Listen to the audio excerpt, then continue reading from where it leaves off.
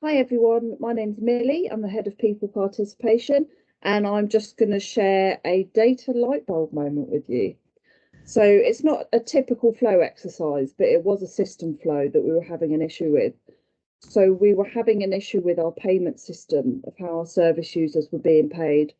And there was lots of incidences where the waiting time between a form being submitted and the service user being paid was just becoming too long, and people were having to wait a really, really long time for their payment.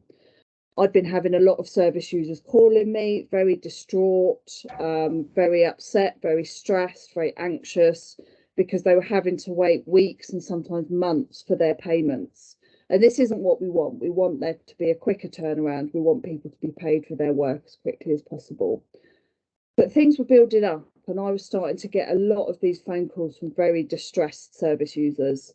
And it did start to affect my mental health as well. I was very upset that our system was letting people down, so to speak, and having these regular phone calls, probably a few a day at one point, was really quite distressing for me also. It was very stressful and it was very anxiety provoking.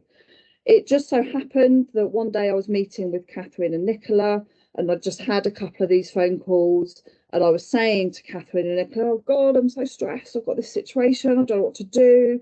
I was like talking about changing our whole payment system and, doing a whole redesign. And Catherine just said to me, oh, have you got the data?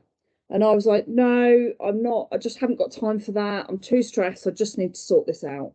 Having never been a massive fan of data before, and Catherine knew this, she gently encouraged me, and Nicola was really helpful and went to get the data that was needed from our finance team. And long story short, it turned out that once she had the data and put it in a graph, actually the turnaround point on average was only 3 to 6 days, which is highly acceptable, and all of our service users were very happy with that.